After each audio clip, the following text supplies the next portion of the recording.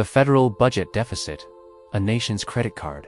In a small town cafe in Ohio, a father and son sat across from each other over steaming mugs of coffee. "Dad," the son asked, "if I maxed out my credit cards, took out more loans, and kept spending money I didn't have, would that be smart?" The father chuckled. "Of course not. You'd be in debt forever." The son leaned in and said, "Then why does our government do the same thing and call it economic policy?" That question lingers across kitchen tables and Senate halls alike. The federal budget deficit isn't just a bunch of numbers on a spreadsheet. It's the running tab of a nation that spends more than it earns. And, like any household or business, that imbalance eventually comes with a cost. Let's rewind.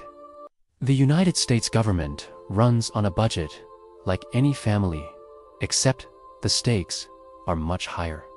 Roads, military, Social Security, healthcare, schools, all of it costs money. When tax revenue isn't enough to cover those costs, the government borrows money to make up the difference. That gap is the federal deficit. Year after year, it adds up, stacking onto the national debt like a mountain of Iowas. In 2001, America ran a budget surplus. But by 2025, we've added trillions to the national debt. Wars, financial bailouts, tax cuts, stimulus checks, and economic shifts played their parts.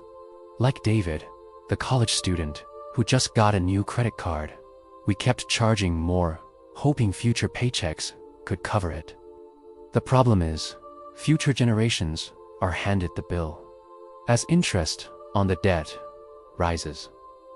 The government spends more just to service the debt, leaving less for schools, infrastructure, or healthcare.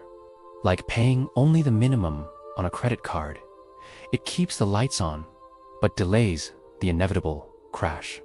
Some argue deficits can be useful, especially during crises like recessions or pandemics. Others say it's time to cut spending, raise taxes, or both. But the truth, there are no easy answers.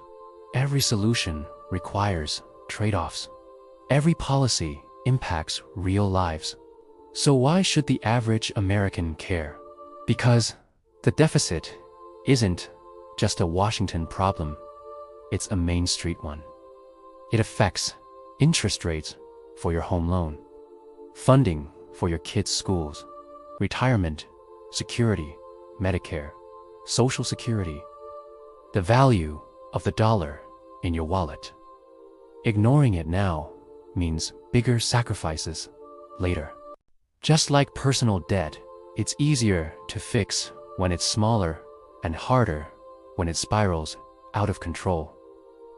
A nation, like a person, cannot borrow its way to prosperity forever. Accountability, foresight, and courage are required to make difficult choices today to avoid disaster tomorrow.